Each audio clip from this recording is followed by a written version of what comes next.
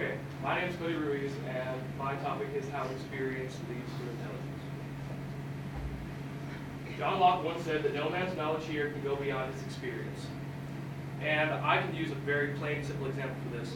Simply sitting down and listening to one of Kavanaugh's lectures in his class does not mean that you are experienced in this topic. The same goes for this class. No matter how much Ms. Munoz talks to you about the following guidelines for your reports and your slides, such as I'm doing right now, it is ultimately up to you to show what you have learned. Two people may have the nearly identical experiences, raised in the same backgrounds, with the same parents, in the same city. But this does not mean that they are the exact same and they interpret information the same. One gains knowledge while the other does not. Two people may gain knowledge, but one gains wisdom, while the other does not. They all require experience, but do not produce the same result. But for all of them, there is something more going on than just recording data, such as we do in Kavanaugh's class. Trying to figure out what that something is called philosophy. Oh, that's one of my favorites. One of my favorite comedians is Louis C.K., simply because most of his content is involved with his age and his experience. He stated once that a garbage man is 1,000 times smarter than a kid with 3 PhDs. His ideas were that since the garbage man has done more and has been focused on less for a longer period of time, while the college graduate has been virtually thinking about 3 things for years. He may not be a very reliable source, but I think this was funny nonetheless. The Flynn effect, created by James R. Flynn, which simply states that substantial and long-sustained increase in both fluid and crystal intelligence scores may measured in many parts of the world roughly from 1930 to the present day. If you look at the graph, this basically shows that since your grandparents or your great-grandparents, we have been steadily increasing our intelligence over the years. Environmental effects, that's just from Ms. Munoz. Setting and heredity are very important determining factors in intelligence. Sorry about the ag reference.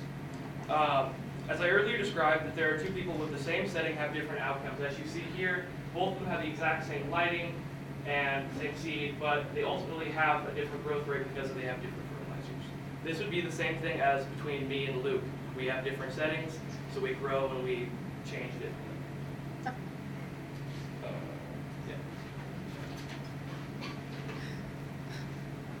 Multiple intelligences. Howard Gardner came up with the idea of a category-specific intelligence, and this exists in many forms. A person could be better in one area compared to another, but is still as intelligent as the other. Oh, in a different category. One could be more gifted in music, like Luke, and less so in mathematical. This does not make them less intelligent when compared to someone who is gifted in linguistics or kinesthetic. So one person could be more gifted in one thing, but that does not make them less intelligent than those who are different. And the spread of ideas. Due to the expansion of technology, it has gotten easier to share ideas and views with people from all around the world, such as fashion, food, and gender roles. Every single day, we have the ability to experience things from cultures and societies around the world that we would not have the ability to do without technology. And instead of looking at these and just simply thinking about what we think about, we can go using this technology and rationalize our own ideas. And conclusion. John Adams stated once that there are two educations. One should teach us how to make a living and the other how to live. Experience is really the best teacher. Who is better at showing you how to do something that you learned than yourself? Okay, question number 1. How did the stimulus materials inspire your original research, and which stimulus material specifically prompted your research question? I think the study we did, I can't remember the name, but with the crystallized and fluid intelligence, I think that really nailed it home, along with the technological coding for intelligence. I think that really helped my study, and I think I learned a lot. And then your next question, what advice would you have for other researchers who consider this topic?